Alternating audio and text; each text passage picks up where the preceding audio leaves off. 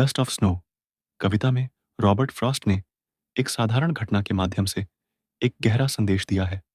यह कविता हमें यह सिखाती है कि कभी-कभी एक छोटी-सी घटना हमारे पूरे दिन को, यहाँ तक कि हमारे जीवन के नज़रिए को बदल सकती है। आइए इसे विस्तार से समझते हैं। एक शाखा कौवे ने हिला दी थी। इस पंक्ति में कवि एक कौवे का वर्णन करता है, जो एक पेड़ की शाखा पर बैठा हुआ है। कौवा एक साधारण और अक्सर नकारात्मक रूप से देखा जाने वाला पक्षी है, क्योंकि इसे आमतौर पर मृत्यु या बुरे शगुन के प्रतीक के रूप में माना जाता है। लेकिन यहाँ कौवे का काम एक सकारात्मक बदलाव लाता है। बर्फ की धूल, यहाँ बर्फ की धूल का उल्लेख किया गया है, जो हल्की और महीन बर्फ होती है। यह बर्फ बहुत ही कोमलता से गिर रही है, जो एक शांत और सर्द माहौल को दर्शाती है। यह प्रतीक है उन छोटे-छोटे क्षणों का, जो हमारे जीवन में बिना किसी शोर के अचानक आकर हमारे मनोदशा को बदल सकते हैं। जो गिरी थी देवदार की शाखों से। कवि यहाँ देवदार के पेड़ का जिक्र कर रहा है, जो लंबा और मजबूत होता है और आमतौर पर सर्दी में बर्फ से ढका रहता है। यह देवदार का पेड़ और उस पर गिरी बर्फ का दृश्य सर्दियों के मौसम का प्रतीक है, जो ठंड और एकांत को दर्शाता है।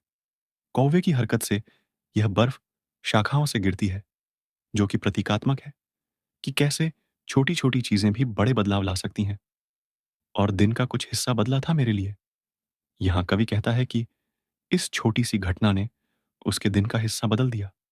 वह दिन जो शायद निराशा या उदासी से भरा हुआ था, अब इस छोटी सी घटना से बेहतर हो गया। इससे यह पता चलता है कि कभी-कभी हमें अपनी जिंदगी में खुशियां या बदलाव लाने के लिए किसी बड़ी घटना की जरूरत नहीं होती, बल्कि छोटी-छोटी चीजें ही काफी होती हैं।